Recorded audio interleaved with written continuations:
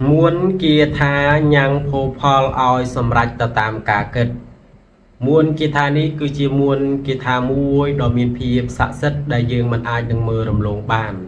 hai việc ơn là lời muốn kia tha đại ai nhang phô phol oi sầm rạch tờ tam cả kết ní cứ miền chấm nôn đập pi mấy bọc mài bong bốn hai khong chấm nôn đập pi mấy nín cứ chấm đọ vô muôn muối đầm bay phơi cá chay đầm lê chun tờ can bong bốn đọ ní đầm bay sẽ xa riêng số thay vô tập bạn để bắt khong chỉ vậtประจำ ngày bàn hai việc ơn là lời muốn đi đa cứ sạ sòn khăng na sầm rạp bong bốn đại chủ chất ông cùi sầm mai rư mùi có bong bốn đại chỉ niệm prai cho bắp sầu tiền nhé na phục mai bong bốn đại chủ chất prai cho bắp chặt cờ vả lá cứ sạ sòn khăng na bong bốn đọt nỉ pi borana chaរបស់យើងពីចំនួនដើមពេលដែលលោកចង់ឲ្យរឿងអ្វីមួយកើតឡើងនៅចំពោះមុខរបស់លោកគឺលោកព្យាយាមគិតហើយគិតទៀតគិតនៅលើរឿងដែលខ្លួនចង់បានណាពុកម៉ែបងប្អូនហើយការគិតនេះគឺមិនមែនគិតទៅវើទៅវាទេណាបើយើងចង់ឲ្យរឿងអីមួយសម្រេចនៅលើអ្វីដែលយើងចង់ឲ្យសម្រេចបានទើបតែយើងគិតនៅលើរឿងដដែលហ្នឹងណាពុកម៉ែបងប្អូន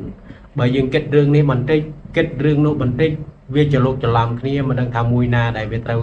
ហុចផលឲ្យពិតប្រាកដណាពុកម៉ែបងប្អូនដូច្នេះចូលបងប្អូនផ្ដោតនៅលើរឿងតែមួយដែលបងប្អូនចង់ឲ្យសម្រេចបានរួចហើយបងប្អូនស្វាត់ជាយនៅលើមុនគាថានេះបន្ថែមដើម្បីជួយជំរុញ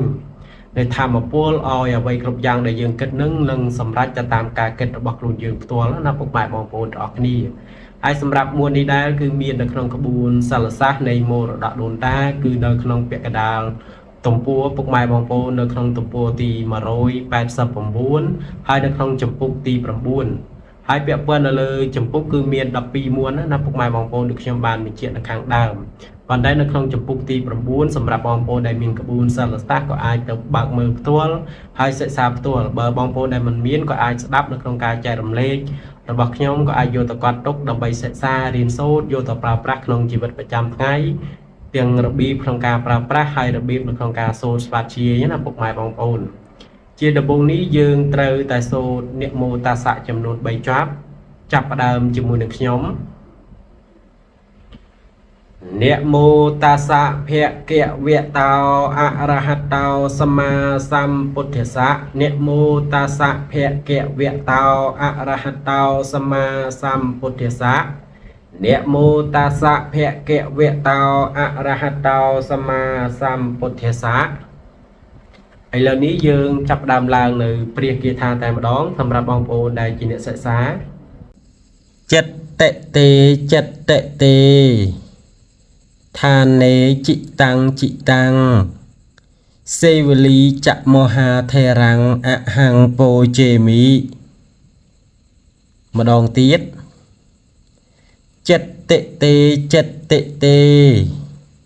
ឋានេចិតាំងសេវលីចមហាធេរាំងអហង្ពោជេមីម្ដងទៀតគម្រប់3ដងចិត្តតេ